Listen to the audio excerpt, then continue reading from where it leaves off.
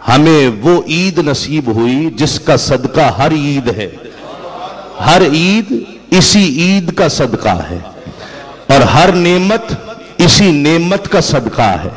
اور قرآن مجید کی تعمیل ہے، حکم کی تعمیل ہے کہ جب تمہاری جانب کوئی اللہ کا فضل آ جائے تو اس پر خوشیاں منایا کرو، اظہار فرحت کیا کرو، چرچا کیا کرو. اور جب کوئی خوشی آ جائے تو چرچا ہے، نعمت کا شکر ہے. اور جب سب نعمتوں کی جان آ جائے تو خوشیوں اور فرحت کی بھی انتہا کر دینی چاہیے کہ آقا علیہ الصلوۃ والسلام دنیا میں تشریف لائے ہیں. بات یہ ہے حضور نبی کریم صلی اللہ علیہ وآلہ وسلم کی آمد کا ذکر ایسا ہے، ضمناً چونکہ آمد کے حوالے سے محفل ہے اور میں نے یہ دیکھا کہ جتنے حاضرین جمع ہیں سب کے چہرے کھل اٹھے جب میں نے ماہ ربیع النور کا ذکر کیا. جب آقا علیہ الصلوۃ والسلام دنیا میں تشریف لائے ہوں گے تو چشم فلک نے وہ نظارے دیکھے ہوں گے جو کبھی دیکھے نہ ہوں گے. حضرت عبد المطلب کعبے کا طواف کر رہے تھے، وہ بیٹا کہ جس پر جب قربانی کا وقت آیا تھا تو درجنوں اونٹ قربان کر دیے گئے تھے. وہ بیٹا اتنا عزیز ہے کہ درجنوں اونٹ اس پر قربان کر دیے تھے. اب وہ بیٹا دنیا میں موجود نہیں ہے، حضرت عبداللہ کا انتقال ہو چکا ہے. وہ بیٹا اب اس وقت دنیا میں موجود نہیں ہے.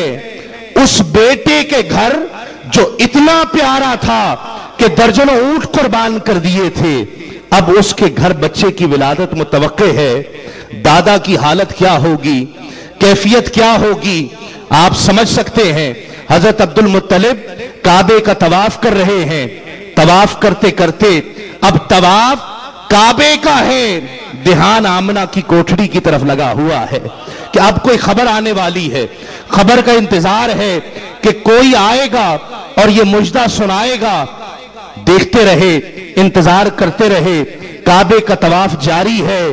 کعبے کا طواف کرتے کرتے کیا دیکھتے ہیں کہ کعبہ آمنہ کی کوٹھڑی کی طرف سجدہ ریز ہو جاتا ہے.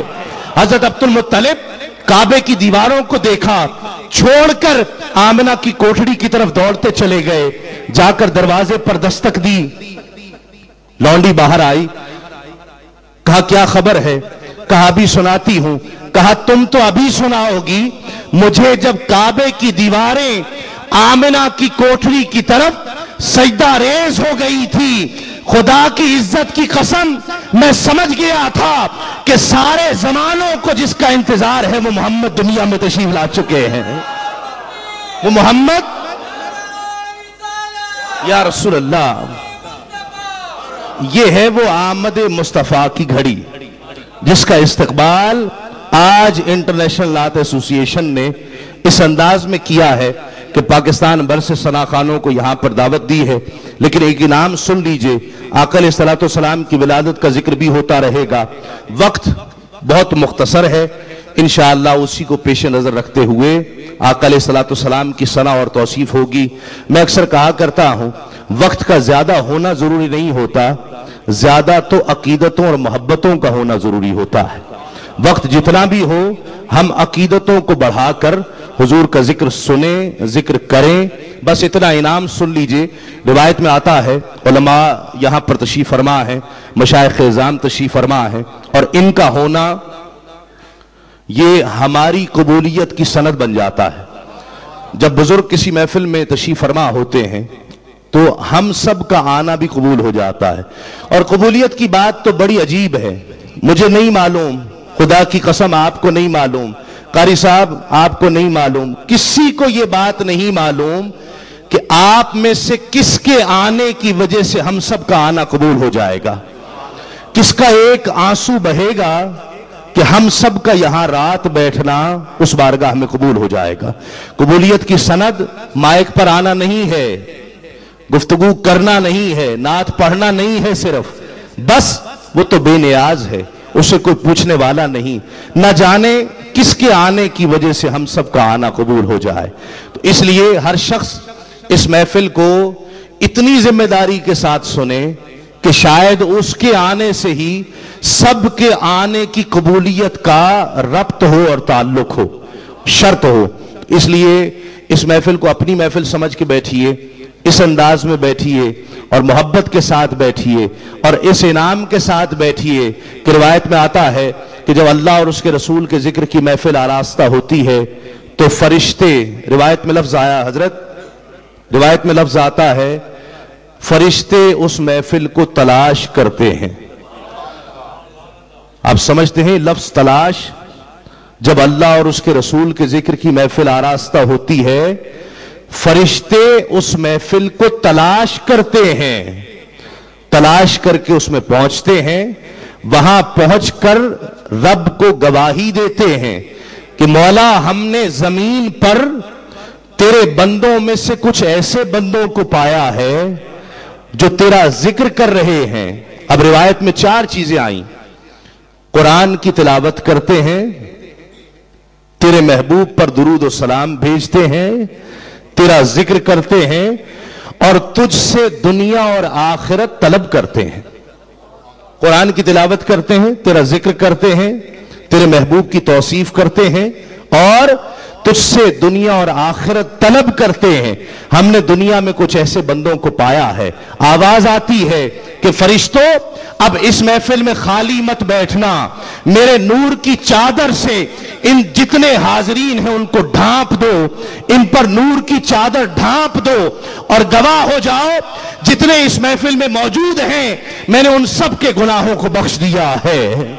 اور پھر اس سے بڑھ کر عرض کریں گے کہ مولا کچھ ایسے بھی ہیں جو بیٹھے نہیں ہیں، آئے تھے، ذکر سنا، سماعتوں سے گزرا، کچھ دیر بیٹھے چلے گئے، ان کے لیے کیا حکم ہے؟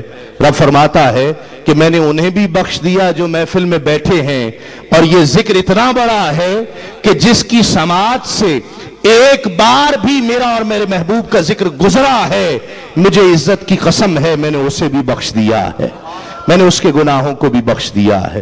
تو محبت کے ساتھ بیٹھیے، اس محفل کو اپنی محفل سمجھ کر آراستہ کر کے، محفل کا تصور دوستو یہی ہوتا ہے کہ ہم جب محفل میں بیٹھتے ہیں نا، یہ محفل میں کراچی میں، پاکستان میں بھی کر سکتا تھا، کیوں ٹی وی میں ایک بند اسٹوڈیو میں محفل ہوتی ہے وہ بھی کر سکتے تھے، آپ بھی یقیناً مصروف لوگ ہیں، اپنا وقت نکال کر آئے ہیں، گھر پر بیٹھ کر بھی سن سکتے تھے نا، اس محفل کی سی ڈی بھی آنی ہے، اس محفل کو بتایا گیا ٹیلی ویژن پر بھی آنا ہے، وہاں پر بھی بیٹھ کر دیکھ سکتے تھے۔ پھر محفل میں آنے کا مقصد کیا ہے؟ کیا مقصد ہے؟ کہ قاری جاوید ناراض ہو جائیں گے اس لیے آئے ہیں کہ اگر نہ گئے تو قاری صاحب یا میاں صاحب ناراض ہو جائیں گے؟ ایسا تو نہیں ہے نا؟ کسی دوست کی دوستی خراب ہونے کا ڈر تھا؟ کسی رشتہ دار کی رشتہ داری کی وجہ سے آئے ہیں؟ نہیں، جو رشتہ دار کی رشتہ داری نبھانے آیا اس کی رشتہ داری نبھ جائے، جو دوست کی دوستی نبھانے آیا ہے میری دعا ہے کہ اس کی دوستی نبھ جائے، سلامت رہے، اور جو آقا کی غلامی کا حق ادا کرنے کے لیے آیا ہے میری دعا ہے کہ اللہ رب العزت اسے سرکار کی غلامی کی سند عطا کر دے۔ بس اتنا کرنا ہے کہ ہم جب محفل میں آئے ہیں، سب کام چھوڑ کر آئے ہیں، آپ بھی اپنی مصروفیات چھوڑ کر آئے ہیں، تو محفل کا مقصد یہ ہے کہ ہم سب مل کر حضور کی بارگاہ میں درود و سلام کے نذرانے بھیجیں۔ ٹھیک ہے؟ محبت کے ساتھ سب مل کر پڑھیے گا، آقا علیہ الصلوۃ والسلام کی نعت جب پڑھی جائے مل کر پڑھیے گا، جب تلاوت کلام رحمان ہو محبت سے سماعت کیجیے گا، وقفے میں اپنی محبتوں کا اظہار کیجیے گا، سبحان اللہ اور ماشاءاللہ کی صدائیں بلند کیجیے گا۔ وقت بہت مختصر ہے، مغرب کا وقت بھی قریب ہونے والا ہے انشاءاللہ، تو میں چاہتا ہوں کہ جو ثناءخواں ہیں اس دوران میں، اس شیڈول میں وہ بہت جلدی اپنا نذرانہ عقیدت حضور کی